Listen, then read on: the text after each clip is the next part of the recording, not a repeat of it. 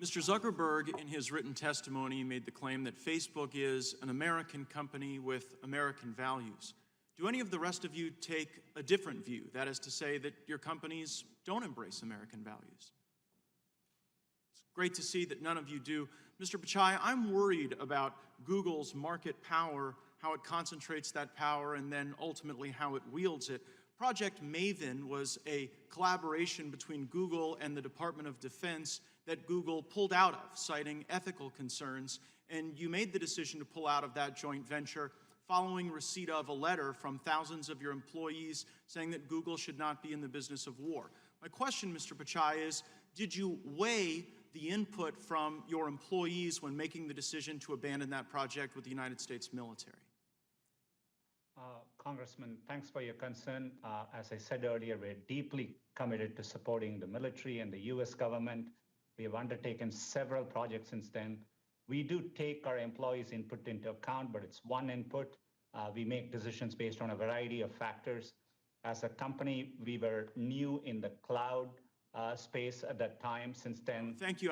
That's a sufficient answer, that you did take their feedback into account. And in fact, some of your Googlers have recently sent you a letter where they've asked you to exit other partnerships as a consequence of ethical concerns. They've asked you to stop doing business with American law enforcement, saying that police broadly uphold white supremacy and that Google should not be engaged in any services to police. And as you well know, you provide some of the most basic services to police, like email, but you also provide services that help keep our cops safe when they're doing their job. And so my question is here in front of Congress and the American people, will you take the pledge that Google will not adopt the bigoted anti-police policy that is requested in the most recent letter?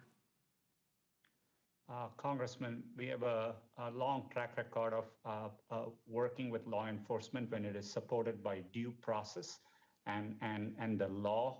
We push back against overbroad requests. We are transparent about the requests we get, but we have a long history of following the law and cooperating with law enforcement. I understand the history. I'm asking about the future.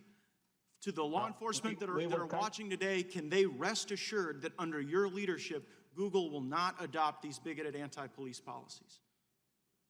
Congressman, we are committed to continuing to work with law enforcement in a way that's consistent with law and due processes in the U.S. Well, I greatly appreciate that, and I know that will be very comforting to the police who utilize your services. You mentioned earlier in the discussion about China that your engagement in China was very limited, but yet Google has an AI China Center.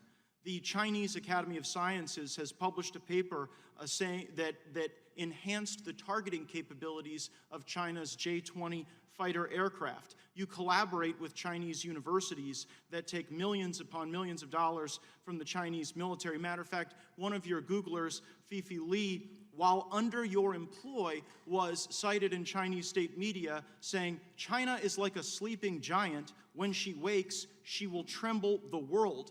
The former Secretary of Defense, Mr. Shanahan, said that the lines have been blurred in China between commercial and military application. And as Mr. Buck cited, General Dunford says that your company is directly aiding the Chinese military. And Peter Thiel, who actually serves on Mr. Zuckerberg's board at Facebook, said that Google's activities with China are treasonous. He accused you of treason. So why would an American company with American values so directly aid the Chinese military, but have ethical concerns about working alongside the U.S. military on Project Maven? And I understand your point about cybersecurity and those things, but Project Maven was a specific way to ensure that our troops are safe on the battlefield. And if you have no problem making the J-20 Chinese fighter more effective in its targeting, why wouldn't you want to make America as effective? Congressman, with respect, we are not working with the Chinese military. It's absolutely false. I had a chance to meet with General Dunford personally. We have clarified what we do in China compared to our peers. It's very, very limited in nature. Our AI work in China is limited to a handful of people working on open source projects. and happy to share and engage with your office to explain our work in China further. Gosh, I mean, when the chairman of the Joint Chiefs of Staff says that an American company is directly aiding China, when you have an AI center, when you're working with universities, and when your employees are talking about China trembling the world, it seems to really call into question your commitment to our country and our values. I see my time's expired. I hope we have an additional round, Mr. Chairman.